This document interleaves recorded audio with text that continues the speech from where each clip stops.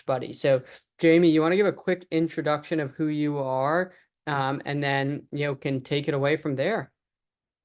All right. Hi, everyone. My name is Jayme Ritz, and I am a brand strategy experience director for Dentsu Creative. We're a large international agency, a full service marketing agency, and I've been doing A/B testing and conversion rate optimization strategies, along with SEO-driven content strategies for the past 10 years or so. So nice to meet you guys. All right, let me get my screen share going. Hopefully, I can figure out how to do that.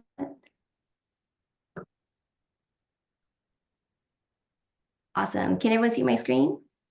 Yep. Yes. Awesome. All right. So if someone could start the timer, that'd be awesome. Great. Okay. So to me, CRO is really all about mitigating friction and anxiety and convey compelling value proposition, social proof, strong content hierarchy, and really leaning into design affordances with intuitive interaction design. So let's see how we can do that for Lash Buddy. I've seen ads for this company on Instagram, and I know that it drives to the mobile homepage, so I'm going to focus here. And again, as everyone just mentioned, testing is key, and so all of the optimizations that I'll share should be A/B tested. Okay, so thinking about all those pillars that I just mentioned straight from the get, I know that Lash Buddy's value proposition and differentiators is that they're self-adhesive, reusable, and really easy to put on. So those things should be stated right in the hero, really to make that point come across strongly, especially because that's the kind of messaging that users were shown in the Instagram ads. Here, where they have this find your perfect lash CTA, it sounds like it's a wizard or a widget, but really just leads to shop all. So just simplifying that CTA and making it more direct to what users will experience when clicking through would be recommended. Under the hero, this is a great opportunity to infuse that social proof, since when people come in and think about buying a product that they've seen on Instagram, they're usually pretty leery and don't know if it's going to be legit. And so having maybe like a really narrow carousel of some testimonials or even some press would do the trick. Below the social proof area, instead of having this unclickable kind of these images, steal the look images, I would have a featured product kind of tiles instead. And in these product tiles, it's really important, again, as everyone had just mentioned, ratings and reviews are clutch. And so improving the product tiles to include star ratings under those products, and so that people can actually see what they are and whether or not they've been validated as a good product or not. In addition, right here, instead of showing all of their various lash styles in separate tiles, they have it as one kind of block, which is kind of confusing because it's misleading to people. They think, hey, am I getting all of these lashes at once for $29.95? That's a steal, but that's not the case, right? So, improving this to be a more traditional product tile, again, those design affordances that people expect and understand. Below this kind of featured product tiles, really leaning into and explaining how these work. Because again, this is a new brand, and believe it or not, the lash space is pretty crowded with a lot of different types of lashes, magnetic, whatever. And so explaining how these lashes work instead of forcing people to watch a video, because there's a very good pretty small percentage of people that actually watch videos on websites. Again, you could check their site analytics and see if this is the case. But in any case, reducing friction, not forcing people to actually sit and watch a video and placing that information in front of them, just kind of a step-by-step quick how it works. Finally, since again, thinking about buying off of Instagram, shipping is really important actually. So if you're able to show how quickly something will ship, how immediately it will be, just giving people that expectation, because there's a lot of angst and anxiety. I know I've experienced that myself, being duped into purchasing something off Instagram and it never arrives. And so really wanting to lower that anxiety, increase some trust that you can, that your product will actually get there. All right, so I still have time. So digging Perfect. into Oh, sorry, you are at time here. all right, All right. Thank you. Up next is Nik Sharma. So Nik, you want to give a quick introduction and then dive into the website? Yes. What's up, guys? I'm Nik. I am known on Twitter as one of Nostra's biggest fans and advocates, and I'm out there defending crime as it happens in these streets on Twitter. I run an agency called Sharma Brands. We work with a lot of the brands that are probably in your home or that you love. But yeah, I'm ready to get into this. Should I All just share right, my let's screen and do it. go? Dive on in. We appreciate you. All right. So starting off, I like to look back to the ads. I like to see the full consumer journey. I usually look at it as I call it an ACE model, audience that they're going after, the creative they're showing, and then the experience that somebody is driven to. So in this case, all of the ads are basically very UGC heavy, very informational heavy on the product. And then they all go to this link, shoplashbuddy.com/sale. When you click through, you basically end up on their PDP. And I would also imagine this is a very, very TikTok style, TikTok friendly page. So, as soon as you get here, you're basically shown the 6 types of lashes, which I think is a great use of this product image. You've got the 30-day guarantee up top. You've got the sale messaging on top. You've got social proof right here. So above the fold, you've got all the boxes checked.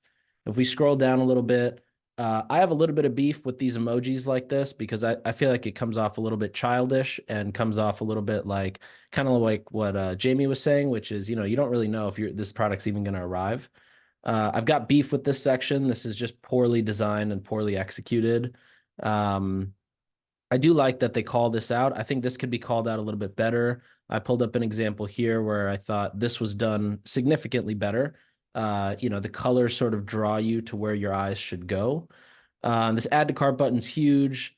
There's also not, there's no reassurance right here. So as soon as you have somebody, I like to look at pages in a push and pull contrast. If you're pulling them to add to cart, you've got to push them some sort of, something to feel good about. So right here, you've got payment methods. I don't know if I'd put that right there. I'd probably put something like a happiness guarantee. Magic Spoon does one that's really nice where it's, this says satisfaction guaranteed, but I don't really know what that means, which might stop somebody from purchasing. You've got reviews here, but these are, they look like fake reviews. You've got weird sizing issues here with the margins. I would probably do what Jolie does, which is, almost immediately start with reviews. So Jolie just put their reviews up in the middle. They also use Nostro, which is why they convert so well. What I would probably do is treat it more like a landing page. This is one that we made for Glamnetic, which is a competitor. In this case, they have, all these 6 different types of lashes. I would probably do something like this, like a build your own bundle, where you can actually see the discount stacking as you add products to cart. Other than that, I doubt anybody's really scrolling down here if they're coming from Instagram and TikTok, which is where I imagine most of their traffic comes from. There was a pop-up that popped up, but I closed it out. But it wasn't that great of a pop-up. It was just a standard PostScript pop-up. Whereas I think if you're coming from mobile traffic and somebody's about to leave, you want to hit them with some sort of a discount or make it very obvious that they're about to lose something. Let's see what else. I could talk about the cart being bad, the navigation being bad. I think this is a good example of good navigation that sort of helps people and encourages people, as well as just a better cart. All right, my time's up. Perfect. Well, Nik, you definitely got my vote there. But I will hand it over to Aaron. Appreciate the kind words about Nostra. Wow. This is a really tough decision. You both completely crushed it. I agree with literally every single point you both made, hands down. My vote goes to Nik. Nik, I think that looking at the user journey, starting there, understanding that most users are coming into that PDP, really pretty deep in that funnel. I completely agree about the buy box and optimizing it. There's a lot of work that needs to be done there to make it more compelling of an offer of the subscription. I do like how it said, hey, this is the most popular, but honestly, there's just too much verbiage in there to even cut through. So totally agree there. Also, really the risk mitigation that you mentioned kind of put me over the edge, just calling out like, listen, yes, the payment processors that are there, that's always a good sign, but kind of how do we make it just a little bit more legible, easy to digest, the user, knowing where the user is coming from, knowing their intent, 100%. And then of course the exit intent, that's kind of spot on. I would assume that with being a new brand, being kind of in that infancy stage, a lot, think about that new user journey, where they're coming from, where they're going, the high intent to bounce. Are they just exploring, kind of meeting them where they're at? So, but Jayme, I mean, you absolutely crushed the homepage. Literally everything that you said was also spot on. I think, to your point of even understanding that traffic analysis, like how many sessions, how many visits are really coming from, whether it be Instagram versus TikTok, and understanding that journey as well.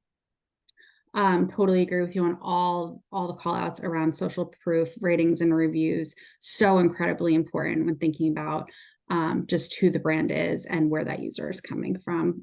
Both of you, such a good job. Like so well, so well done to both of you. Fantastic. And Carolina. Yes. Okay. So, Jayme, I think again, you did a great job on the homepage with the value props and the hero, the testimonials. A press bar is a great idea.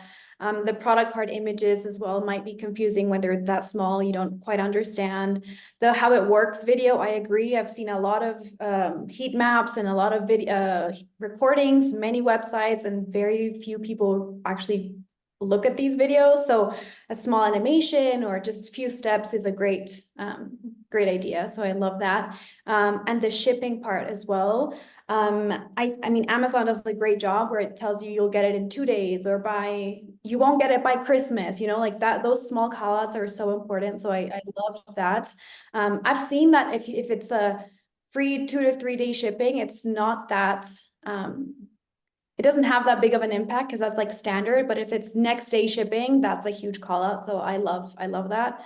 Nik, everything as well. You said the ACE, the full funnel is also super important. So love that you started there.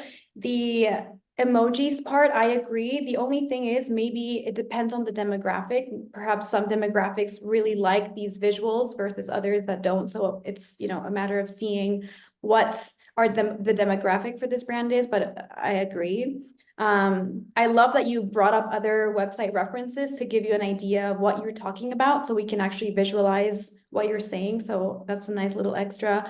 The exit intent pop, agreed, and then the BYOB. I think BYOBs have been a great success with increasing AOV in general. So I think if it's possible for the brand and you have enough SKUs or variants, BYOBs are great. So for that reason, I'm going to go with Nik, but both great points. Bunch of experts in this call. Happy to be here. Perfect. All right. Well, thank you, everyone. Up next, we have Chelsea. So Chelsea, you want to give a quick intro, and then you will be evaluating Vegamore. So let's and Nik is going to be moving on here. So congratulations to go into the next round.